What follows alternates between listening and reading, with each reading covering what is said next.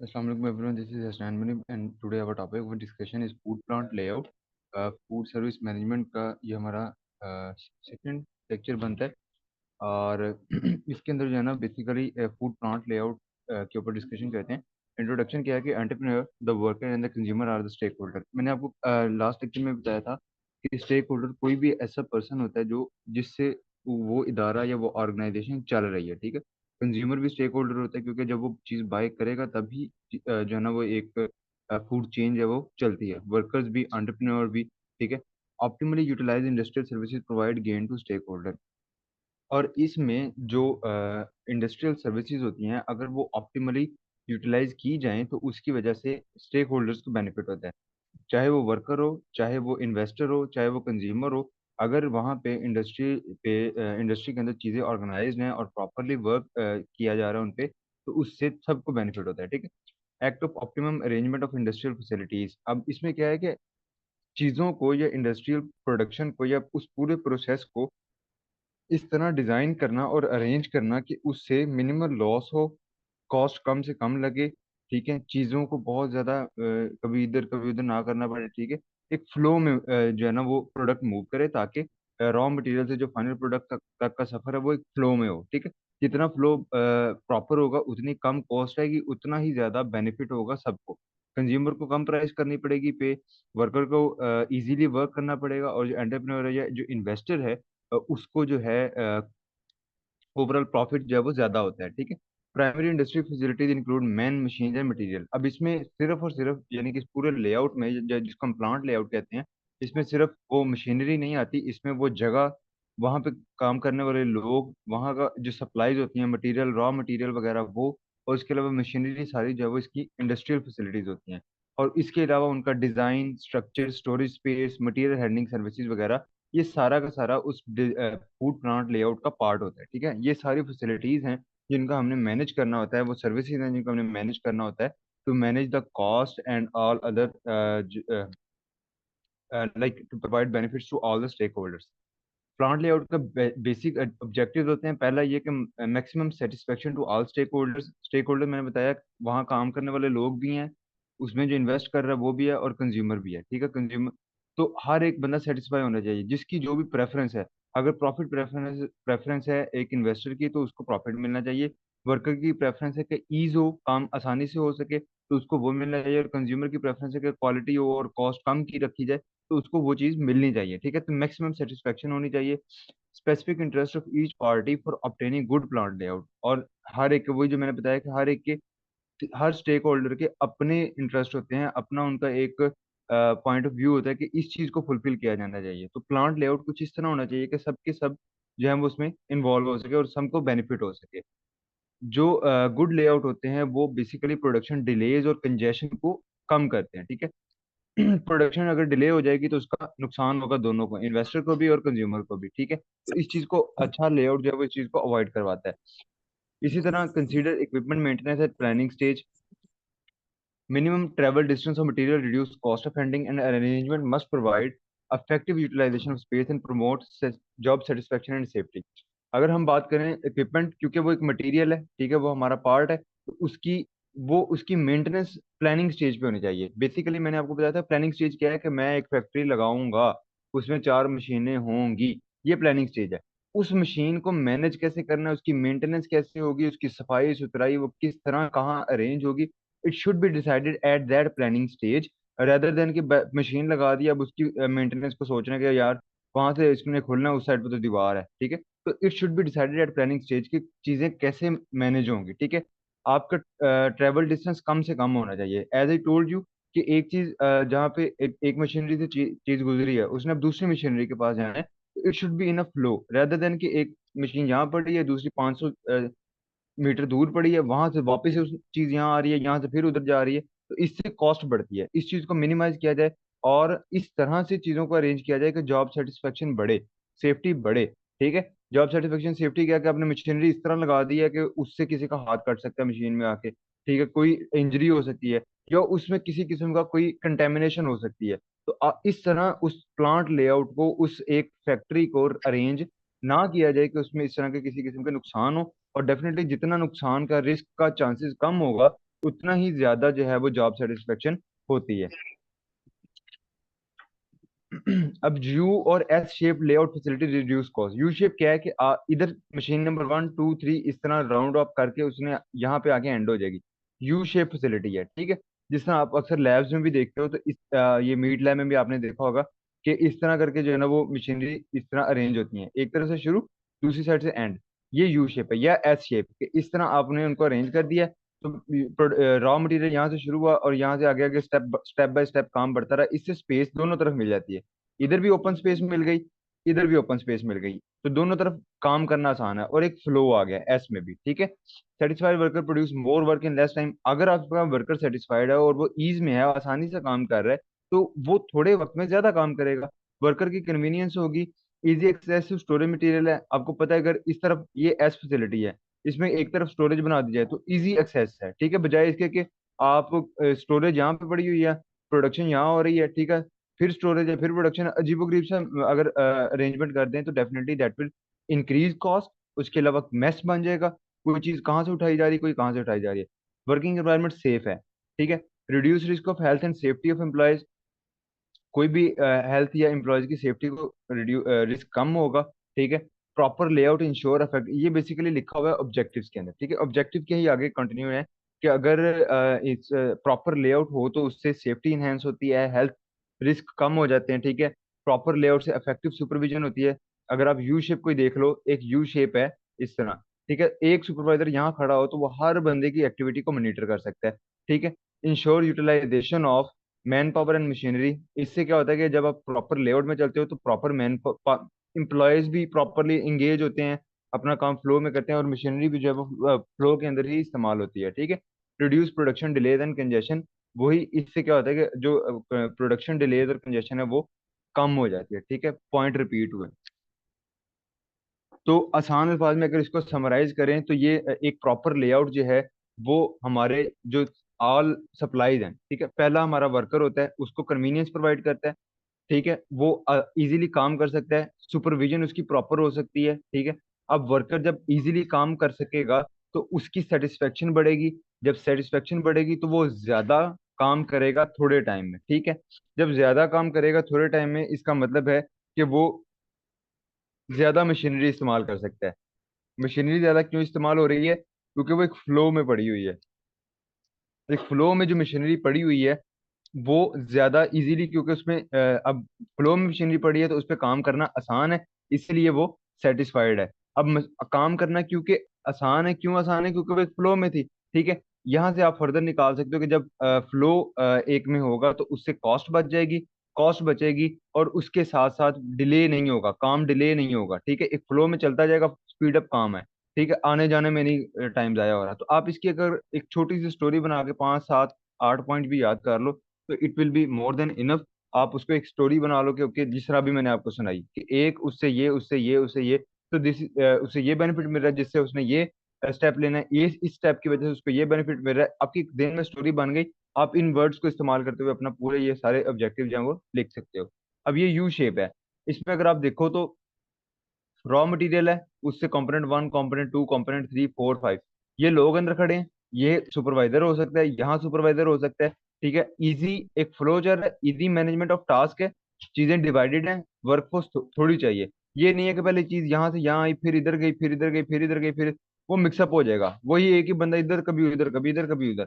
यहाँ से एक फ्लो में चल रहा है, 5 ही लोग लगे, फ्लो में चीज गई, कॉस्ट बच गई, मैनेजमेंट इजी हो गई, प्रोडक्शन उसकी बढ़ गई, ठीक है। और उसके अलावा जो किसी किस्म का कोई मैस नहीं पड़ा। एस लाइन क्या होती है? इस तरह। अब वही 2 यू हैं, 3 यू, ये एक यू, दूसरा यू, तीसरा यू, आप इसे बढ़ा भी सकते हो, एक फ्लो में चल रहा है। अब 4 लोग यहाँ पे लाइन में खड़े होंगे, 4 इस लाइन में खड़े होंगे, यहाँ एक सुपरवाइजर खड़ा कर दें, यहाँ एक सुपरवाइजर खड़ा कर दें, यहाँ एक सुपरवाइजर खड़ा कर दें, तो वो सारा उसको मैनेज कर सकते हैं, इसको एस लाइन कहते हैं। तो इससे भी चीजें फ्लो में है, ठीक है। और अपने प्रॉपर जो है वो कॉस्ट सेविंग है, सारे पर्सनल इजीली काम कर सकते हैं। प्लांट लेआउट की जरूरत क्यों होती है? ये एक पार्ट ऑफ सेटअप होता है। पहला तो है alternation in plant layout become necessary when there is, अगर आप प्रोडक्ट चेंज कर रहे हो या उसका डिजाइन चेंज कर रहे हो तब भी आपको प्लांट लेआउट चेंज करना पड़ सकता है। A change of demand in location, अगर वैसे ही आपने कोई लोकेशन चेंज करनी है तब भी आपको पूरा प्लांट लेआउट चेंज करना है। A change in concentration of market, कि अगर जो है मार्केट वैल्यू चेंज हो रही है, मतलब आपकी किसी एक प्रोडक्ट की प्रोडक्शन आपको ज्यादा करनी है, प्रोडक्ट की डिमांड ज्यादा आ गई, तो उसकी कंसंट्रेशन भी आपने उसके हिसाब से ज्यादा करनी है, तो उसके हिसाब से भी आपको जो है वो प्लांट लेआउट चेंज करना पड़ सकता है। लाइक अगर आपकी प्रोडक्शन ज्यादा है तो आपको उसको एनहेंस करना पड़ेगा, तो यू से आप एस लाइन में आ जाओगे, क्योंकि आपको एक कैबिन या एक पूरी जो है शेल्फ वो एक्स्ट्रा ऐड करनी पड़ेगी, ठीक है, तो आपको अल्टर करना पड़ रहा है। अगर आपने प्रोडक्ट चेंज करना है तो हो सकता है उनमें एक दो मशीनरी आपको रिक्वायर्ड ही ना हो, तीन स्टेप का कोई आपने प्रोडक्ट डेवलप करना है, तो आपको एक तीन स्टेप वाला लाइन चाहिए आपको, बाकी उस हिसाब से भी अल्टर करना पड़ सकता है। या आपने कोई लोकेशन चेंज करनी है, अगर आपको ये पूरा लेआउट कहीं और फिट करना है, तो हो सकता है वहां इतनी स्पेस ना हो, तो आपको डिजाइन चेंज करना पड़ सकता है। तो ये तीन पॉइंट है, ये तीन पॉइंट ये इक्विपमेंट बिकम ऑब्सोलेट।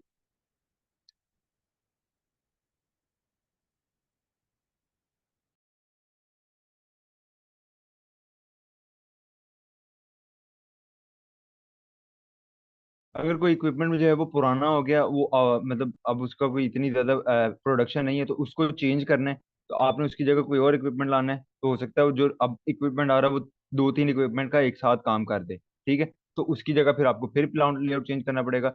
या अगर कहीं बहुत ज्यादा एक्सीडेंट्स हो रहे हैं या वर्किंग एनवायरनमेंट पुअर है, कि वहाँ बहुत ज्यादा शोर हो जाता है, बहुत ज्यादा धुआं हो जाता है, तो या कोई भी इस तरह के बहुत मैस हो जाता है, लोग एक दूसरे में टकराते हैं वर्कर्स वगैरह, उसके हिसाब से भी फिर आपको जो है वो प्लांट लेआउट या वहां पे जो आपने मशीनरी लगानी है उसको चेंज करना पड़ सकता है, ठीक है।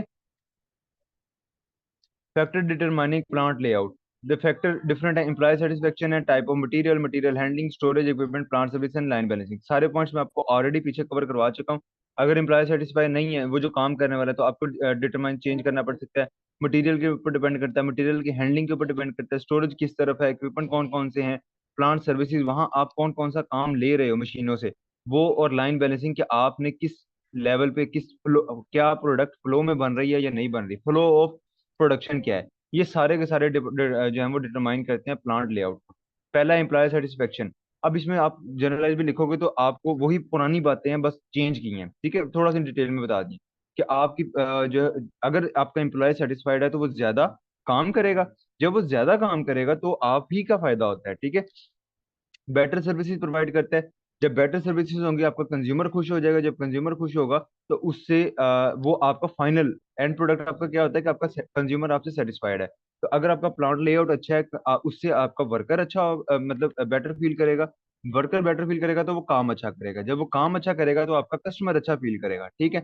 और इससे ये होता है कि आप इसमें एम्प्लॉय के पॉइंट ऑफ व्यू से प्लांट लेआउट में आप क्या चीजें कंसिडर करते हो, कि ऐसे आपने प्लांट लेआउट डिजाइन करना है कि एम्प्लॉय का कंफर्ट और उसकी कन्वीनियंस आपने सामने हो, ठीक है। Medical local and rest room in appropriate location, कि उस एरिया से के इर्द गिर्द कोई भी मेडिकल लॉकर्स हैं, रेस्ट रूम है, कोई भी एरिया जिस तरह के हैं, वो प्रॉपरली अरेंज होने चाहिए, अप्रोप्रिएट लोकेशन उनकी होनी चाहिए। ये नहीं है कि यहाँ से रेस्ट रूम ही आधा किलोमीटर दूर है, उसकी आने जाने में रेस्ट खत्म हो जाए, ठीक है, तो इस हिसाब से वो अरेंज होनी चाहिए।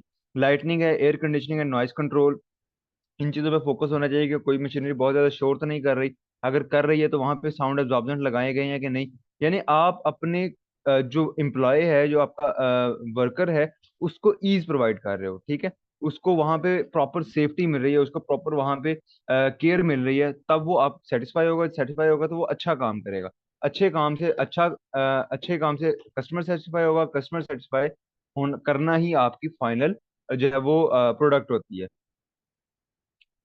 Type of material, material influence the layout due to there, अब मटेरियल भी डिसाइड करता है कि आपका प्लांट लेआउट किस तरह होगा। लाइक फिजिकल फैक्टर्स हैं और केमिकल फैक्टर्स हैं। फिजिकल फैक्टर लाइक साइज, अगर बहुत ज्यादा बड़े साइज का रॉ मटेरियल है तो आपको उसके हिसाब से मशीनरी अरेंज करनी पड़ती है, आपको ओपन स्पेस चाहिए, वेट के हिसाब से मशीनरी बड़ी हो सकती है। केमिकल है, एसिडिक है, कुछ अगर एसिडिक है कोई मटेरियल, तो आपकी उसके हिसाब से प्लांट लेआउट अरेंज करना पड़ेगा कि वो कहीं सेफ्टी को मद्देनजर रखते हुए जो है वो आपने उसके हिसाब से मैनेज करना है। Product design and product mix, total number of product lines a company offer to its consumer. Product mix also known as product assortment refer to total number of product line a company offer to its customer. The product mix include four common element, length, breadth, depth and consistency.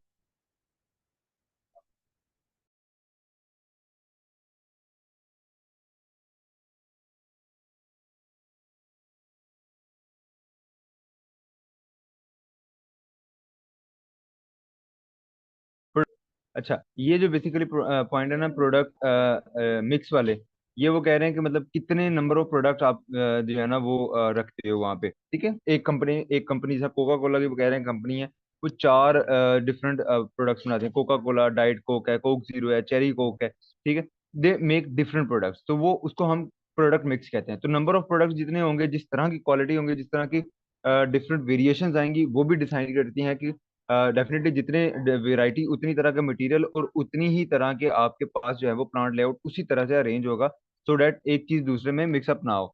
Material handling major contributor है। अब ये line अगर आप नहीं भी लिखोगे, इधर also major contributor, इसको खत्म भी कर दोगे तो कोई कंसर्न नहीं है, आपको ऑलरेडी पता है क्योंकि है इसी वजह से यहाँ पे लिखी हुई है, ठीक है। आप इस लाइन को बेशक अपनी स्लाइड से भी हटा दें, ठीक है। Material handling also major contributor, ये अगर लाइन नहीं भी लिखोगे तो ऐसा कोई इसका मसला नहीं है। It is the raw material that converted into finish product, आपको पता है रॉ मटेरियल ही फिनिश प्रोडक्ट में कन्वर्ट होता है। तो ऐसी चीजें नहीं भी याद करोगे, मेनली याद करने वाली क्या आती है, ये जो प्रोडक्ट मिक्स, प्रोडक्ट डिजाइन, जो की वर्ड या साइंटिफिक वर्ड्स होते हैं, जो पॉइंट वर्ड होते हैं, उनको आप याद करते हो। फिजिकल, केमिकल, इनके अंदर जो ये दो पॉइंट इसको इनफ होते हैं जस्टिफाई करने के लिए। मूवमेंट ऑफ मटेरियल, मैन और मशीनरी एसेंशियल, ये भी आपके मटेरियल में आते हैं।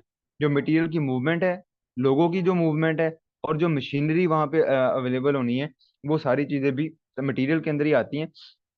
और इसको जो है वो आपने उसके हिसाब से, लेआउट के हिसाब से जस्टिफाई करना है। मटेरियल हैंडलिंग, ये आप ब्लैंक हो सकते हैं कि इन्होंने बताया कि मटेरियल हैंडलिंग के तरीकाकार क्या है। It is an art and science involving the movement, packaging and storage of substance in any form, mean of supporting a manufacturing process, used to minimise overall cost of material, labour, fixed and variable manufacturing overhead. Raw material था, उससे एक product बना, मतलब central product से हमने final product बनाया। 3 steps लगे, 4 लगे, 5 लगे। हर स्टेप से के बाद जो है वो आपके पास एक प्रोडक्ट आता है। उस प्रोडक्ट को आप फर्दर कन्वर्ट करते हो, मतलब ठीक है, रॉ मटेरियल से कुछ बना, उससे आगे फिर आपने फर्दर प्रोडक्ट बनाया। जैसे गंदम से आपने पहले आटा बनाया, आटे से आपने आगे रोटी बनाई, 3 स्टेप्स हैं, ठीक है। तो हर एक पॉइंट पे जो है वो उसको, हर एक पॉइंट पे वो मटेरियल है, ठीक है। हर स्टेप के बाद उसको आगे मूव करना, अगले अगली मशीनरी पे लेके जाना, इसको कहते हैं मटेरियल हैंडलिंग। तो ये आर्ट है, साइंस है। आर्ट क्यों है? क्योंकि आपने आपने उसको बहुत मैनेजेबल वे में लेके जाना है। और साइंस इसलिए है क्योंकि ये टेक्निकल प्रोसेस है, ठीक है। तो इसमें क्या होता है कि आपने मूवमेंट, यानी रॉ से लेके उसको पैकेज्ड प्रोडक्ट बनाना और उसके बाद उसको स्टोर करना, this all is known as material handling. सिर्फ रॉ मटेरियल हैंडलिंग करना नहीं। अब वो जो मैंने बताया, जैसे आपने गंदम लाए, वो मटेरियल है, उसको अब अपने स्टोर किया हुआ हैंडल कर रहे हो। उससे आटा बनाया, उसको स्टोर कर रहे हो, या उसको अगले स्टेप पे लेके जा रहे हो, ठीक है। उसके बाद वहां से रोटी बनी, रोटी को आपने पैक किया, पैक करके आपने स्टोर कर दिया। तो all this is the, from raw to the final packed product, this is the material handling, movement को हैंडल करना, ठीक है। अगर ये एक फ्लो में हो तो इससे कॉस्ट बच जाती है। Reduce cost of production by decreasing inventory cost. अच्छा, इससे क्या होता है कि आप अपनी डिक्रीजिंग इन्वेंटरी कॉस्ट क्या होती है? Price that was paid to purchase an item, ordering cost, carrying cost and shortage cost. अगर आपके पास प्रॉपर स्टोरेज है तो आपको बार बार चीजें मंगवानी नहीं पड़ेंगी। बार बार चीजें जब मंगवानी नहीं पड़ेंगी तो उससे कॉस्ट बचती है। बार बार ऑर्डर करना, बार बार वहां से आएगी, शॉर्टेज हो गई है तो उसमें मैनेज करना सारी चीजों को, तो उस चीज से आप बच जाते हो, ठीक है। Utilising space to better advantage, अब आपके पास जो खाली स्पेस थी उसको आपने एज अ स्टोर रूम इस्तेमाल कर लिया, ठीक है। मटेरियल आपने, मूवमेंट के अंदर स्टोरेज भी आती है ना, तो मटेरियल हैंडल आपने प्रॉपर किया, आपने उसको स्टोर कर लिया, एक ही बार मंगवा के स्टोर कर लिया, आपकी कॉस्ट भी बच गई क्योंकि ज्यादा लेते हैं, सस्ता पड़ता है, ठीक है। और बार बार ऑर्डर नहीं करना पड़ रहा, और आपके पास शॉर्टेज के चांसेस कम है। जब भी इस्तेमाल के लिए चाहिए वहां से निकाल लिया, जब पता लग गया कि 10% 20% रह गया स्टॉक, नया मंगवा लिया, ठीक है। और इससे आपकी प्रोडक्टिविटी इंक्रीज होती है। क्यों? क्योंकि आपको वेट नहीं करना पड़ता। You know that you have the raw material, you are just extracting out the raw material and using that rightly in the production, ठीक है। इसके अलावा वेस्ट भी मिनिमाइज होता है। किस तरह? Maintaining proper control over in and out stock handling, के आप वहां से प्रॉपर कंट्रोल्ड वे में अपना मटेरियल रखते भी हो और निकालते भी हो। उसके लिए पूरा एक इदारा होता है इन्वेंटरी कंट्रोल का, ठीक है। इदारे से मतलब एक दो बंदा जो है वहाँ पे रिक्रूट होता है, जो लिखता है कि कितना मटेरियल आया, कितना गया, ठीक है। वो सारा eliminating material damage during handling process. और बार बार जब अगर ट्रक में फर्ज कर लो आप बार बार रॉ मटेरियल मंगवा रहे हो, या एक मटेरियल दूसरी जगह से बार बार मूव कर रहे हो, तो उसमें डेफिनेटली मटेरियल डैमेज के चांसेस भी होते हैं। तो अगर आपने एक ही बार मंगवा के अपने पास स्टोर कर लिया है, तो कम मूवमेंट, ज्यादा safety. Storage space, suitable storage space होनी चाहिए, इंडोर या outdoor is essential. Indoor storage में require bin shelf and rack. Indoor जैसे हमारी लैब्स के अंदर शेल्फ वगैरह बने होते हैं, रैक्स बने होते हैं, उनको कहते हैं। While the other one are the needed for raw, semi-finished and finished goods. Adequate space required for spare special tools and material। अच्छा, ये जनरल लाइनें हैं, मैं इसमें एक्सप्लेन नहीं कर रहा। इंडोर स्पेस होती हैं जो कि हमने स्टोरेज के लिए इस्तेमाल करनी होती है। लेन्स, नैरो वे और पैसेज बिटवीन रैक, ये एंड ए साइज, ये आपने डेफिनेशन याद कर लेनी है, ठीक है। कैबिनेट और शेल्फ्स के दरमियान में अगर कोई पैसेज छोटा सा आप रास्ता छोड़ते हो उसको एसाइल्स कहते हो। और लेन्स होती हैं कि जो रैक्स के दरमियान में गुजरने का रास्ता छोड़ देते हो, ठीक है। इक्विपमेंट भी प्लांट लेआउट को डिजाइन करते हैं। Optimal layout have complete and factual information.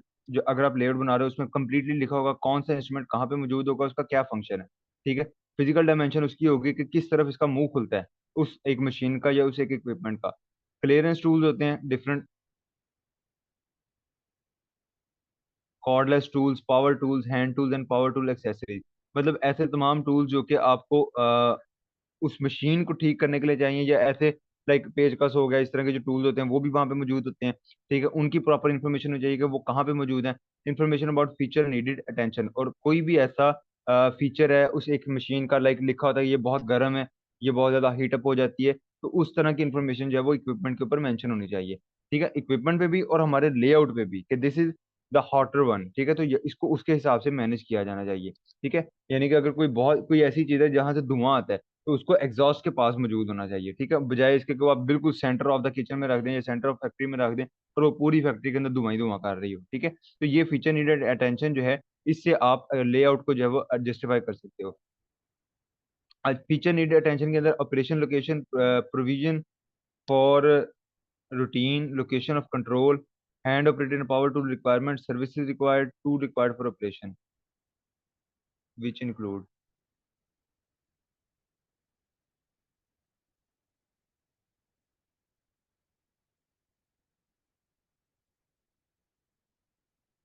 ये स्लाइड आगे पीछे हुई हुई है शायद, इक्विपमेंट के अंदर ये आ रहा है। ये तो ऑपरेशन लोकेशन है, चलिए देख लेते हैं ये वैसे पॉइंट्स, देख लीजिएगा। Plant service, numerous plant service such as electricity, steam, industrial, वो जहाँ पे यानी कि जहाँ आपको इलेक्ट्रिसिटी अवेलेबल है, जिस तरफ से आपको गैस अवेलेबल है, सीवरेज किस तरफ को होगी, this should be a part of your plant layout. Line balancing. Numerous problems rise during processing line. One is line balancing. Minimize idle time on the line for all combination of workstation. Line balancing क्या होती है कि जिस तरह आप कहते हो कि पहली मशीन जो है वो उसका प्रोडक्शन रेट, मतलब पहला जो वो चीज को कन्वर्ट कर रही है वो 100 पीस पर मिनट बना रही है, और अगली मशीन जो है वो सिर्फ 10 पीस पर मिनट कर रही है। तो ये क्या होगा कि पीछे से 90 पीस का बर्डन रहेगा, हर टाइम 90 पीस पीछे पड़े हैं जो कि 10-10 करके आगे जा रहे हैं। तो line balancing is the way कि जिसमें पहली मशीन अगर 10 प्रोडक्ट बना रही है, उसको अगर फर्दर प्रोसेस करना है तो अगली भी 10 ही करे, ताकि कोई भी आइडल टाइम यानी कि मशीन कोई भी प्रोडक्ट वेला ना पड़ा हो, ठीक है। वो तरतीब से चल रहा है और हर चीज है वो एट अ मोमेंट एक ही स्पीड पे चल रही है, जिससे फ्लो बन रहा है, काम प्रॉपरली आगे चल रहा है, ठीक है। तो या तो पिछली मशीन की स्पीड कम कर दी जाएगी या अगली को इनहेंस कर लें, ताकि एक फ्लो आए और उसमें यह है कि कोई चीज रुके ना बीच में, ठीक है। In term of equal time and requirement to meet desire rate of production, और उससे डिजायर रेट ऑफ प्रोडक्शन को मैच किया जा सके।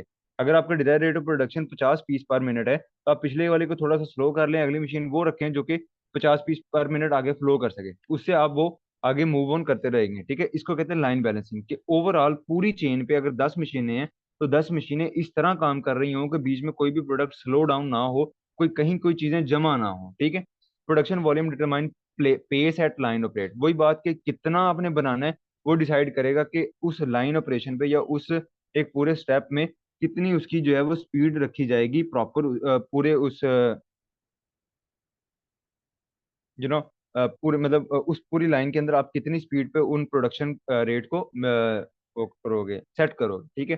गुड प्लांट लेआउट के हैं एडवांटेजेस, सारे आप लोगों ने मैंने शुरू में ही बता दिए, तो मैं नहीं समझ रहा, इसको मैं दोबारा समझाऊं, ठीक है। अगर मैं इसमें से कोई देख लेता हूँ, एफर्ट कम कर देगा, मैनुअली मटेरियल आपको हैंडल नहीं करना पड़ेगा, क्योंकि एक मशीन के बाद दूसरी पड़ी है, ऑटोमेटिकली वहां से आगे आगे बेल्ट के जरिए मूव करते रहेंगे, आपको मैनुअली उनको बार बार छेड़ना नहीं पड़ेगा, ठीक है। एलिमिनेटिंग कंजेशन, जगह एक जगह इकट्ठी नहीं होगी, एक दूसरे के अंदर कोई चीज़ नहीं दाखिल हो रही होगी, हर चीज़ जो है वो अपने फ्लो में पड़ी होगी, तो फ्लो के साथ मूव करेंगी चीजें। लेबर कॉस्ट कम हो जाएगी, प्रोडक्टिविटी बढ़ जाएगी, स्पॉइलेज कम होगा क्योंकि फ्लो में चीज चल रही है। मेंटेनेंस एंड क्लीनिंग कॉस्ट जो है वो कम हो जाएगी, ठीक है। Permanent capital investment to a minimum. Capital investment क्या होता है कि, अच्छा ये जो आपके नोट्स है ना, इनमें डेफिनेशन लिखी होती है, ये भी कर लिया करें। जो आपकी कैपिटल इन्वेस्टमेंट है परमानेंट है, वो कहते हैं कि मतलब उतनी कॉस्ट जो कि रिक्वायर्ड होती है, तो उसको ये कम करती है, ठीक है। Provide flexibility for method improvement and future expansion. अगर आप अच्छा लेआउट बनाते हो, एक अच्छे लेआउट की खसूसियत ये है कि अगर आपको फ्यूचर में कुछ चेंज करनी पड़ती है, कोई मशीन चेंज करनी पड़ती है, कोई लोकेशन चेंज करनी पड़ती है, तो वो उसको अडॉप्ट कर सकता है, वो उस चेंज को अडॉप्ट कर सकता है, और उसमें चेंज करने से आपको कोई मसले नहीं आते। वेस्टेड एसाइल स्पेस को एलिमिनेट करता है। मतलब आप जब लेआउट बनाओगे, पहले से पहली मशीन यहाँ पड़ी, दूसरी यहाँ, तीसरी यहाँ, तो आप वहां पे उस पेपर पे आपको नजर आ रहा होगा यार ये जगह फजूल पड़ी हुई है, ये एक्स्ट्रा आ रही है, ये एक्स्ट्रा आ रही है, तो आप उसको पहले से एलिमिनेट कर दोगे, ठीक है। सुपरविजन आसान हो जाती है। Production control by providing smooth flow. Schedule dispatching. Dispatching कहते हैं कि जो हमारा फाइनल प्रोडक्ट होता है उसको अगले पर मतलब अगले प्रोडक्ट के अगले हिस्से के लिए भेजना।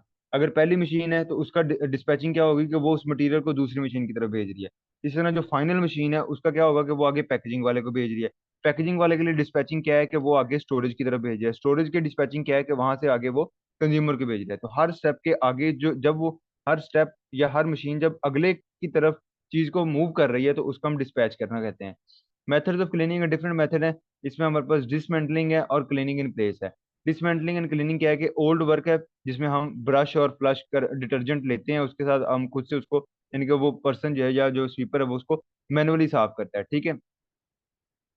Steam jet use for cleaning purpose in poultry meet Canning industry. ये ऊपर पढ़ लीजिएगा, जनरल बातें लिखी हुई हैं कि early techniques are hand brush scraping and scoring pad fermented tank storage vessels. तो वो जो ब्रश और वो स्क्रैप्स वगैरह उठा लेके उससे जो है वो रगड़ रगड़ के साफ करना। उसके अलावा स्टीम जेट्स आ गए हैं। स्टीम जेट्स क्या होते हैं कि ये प्रेशर्ड वाटर के जरिए जो है इनकी सफाई की जाती है। पोल्ट्री में, मीट में, कैनिंग इंडस्ट्री में इस्तेमाल होते हैं। फोम है, इसके अंदर क्या है कि आप detergent cleaning prolong exposure time of detergent on equipment. अगर आप फोम के जरिए जो है वो उन डिटर्जेंट्स को, या जिस तरह ये साफ करने वाली साबुन होती है, उससे अगर आप फोम के जरिए आप उसको इस्तेमाल करते हो, तो उससे जो है वो डिटर्जेंट जो है वो प्रॉपरली, या डिटर्जेंट या जो भी क्लींजिंग एजेंट है वो प्रॉपरली इक्विपमेंट के ऊपर फैलता है, और उससे जो है वो ज्यादा गंद वगैरह जो है या कचरा जो है, जो भी मैल कचरा है वो उतारता है। Gel thickening agent employ to done tough job quickly. Gel extend penetrating time of cleaning solution on the soil. उसके अलावा जेल है जो कि आपको फर्दर ज्यादा ऐसी जगह जहाँ पे कुछ ज्यादा ही स्ट्रॉन्ग स्टेन्स हैं या कुछ चीज चिपकी हुई है, तो वहां पे जेल थिकनिंग एजेंट लगाते हैं ताकि वो वहां से उन चीजों को रिमूव कर सके, ठीक है। जैसे कि पैक्टिन है। क्लीनिंग इक्विपमेंट है डिफरेंट, हमारे पास क्लीनिंग इक्विपमेंट है सारे लिखे हुए हैं, आपको पता है ये झाड़ू और मॉप्स और बकेट्स वगैरह, ठीक है। Steam detergent jet and steam guns also use for cleaning purpose. जिस तरह ये हम अक्सर पाइप के आगे वो छोटा सा एक लगा देते हैं जिससे पानी प्रेशर में आता है, ठीक है। बस वो उसको हम कहते हैं जेट्स, ठीक है। बाकी spray head of different type use for cleaning large equipment. Spray head होता है जिस तरह ये शावर होता है, शावर जिस तरह होता है ना वॉशरूम वाला, उसे स्प्रे हेड कहते हैं, तो उस तरह के भी आप इस्तेमाल कर सकते हैं ताकि वो सफाई हो सके, ठीक है। ये डिफरेंट इक्विपमेंट है। Disadvantage of cleaning equipment. Dismantling and reassembling lead to mechanical damage of equipment. अब ये जो मैनुअल इक्विपमेंट है, ये जिसमें हम क्या कर रहे हैं, मशीन खोल ली है, अंदर बंदा सफाई कर रहा है, उसमें चांसेस टूटने के, किसी ना किसी चीज के टूटने के चांसेस हमेशा रहते हैं, ठीक है। मैनुअल क्लीनिंग और फर्मेंटेशन स्टोरेज टैंक इज लुब्री, ठीक है। फर्मेंटेशन और स्टोरेज जो टैंक्स होते हैं, क्योंकि उनमें चीजें स्टोर होती हैं तो उनमें बहुत चीजें जम जाती हैं, ठीक है। तो आप अक्सर देखो आटे वाले ये जो अक्सर कोई मसाले वाले डब्बे होते हैं उसके नुकरों में मसाला ऐसे अंदर जम जाता है पड़ा रहे तो। ये तो फर्मेंटेशन टैंक है जिसमें आटा होता है, गूंदा हुआ आटा एक प्रांत से उतारना मुश्किल होता है। ये बड़े बड़े टैंक्स होते हैं, तो ये थोड़ा सा डिफिकल्ट टास्क होता है। और इसकी प्रॉपर हाइजीन और प्रॉपर जो है वो केयरफुल इसका ओवरलुक जो है वो नेसेसरी होता है। थोड़ा सा बोरिंग लेक्चर था बिकॉज इसमें कोई बहुत ज्यादा कंसेप्ट नहीं है, बट रट्टा है, ठीक है। होप सो आपको चीजें समझ आ गई होंगी। If you have any question you can ask in the group. Meeting time थोड़ा that was all about this. If you have any question you can ask me in the WhatsApp group और in the comment section. Thank you so much for being with me. अल्लाह हाफिज़।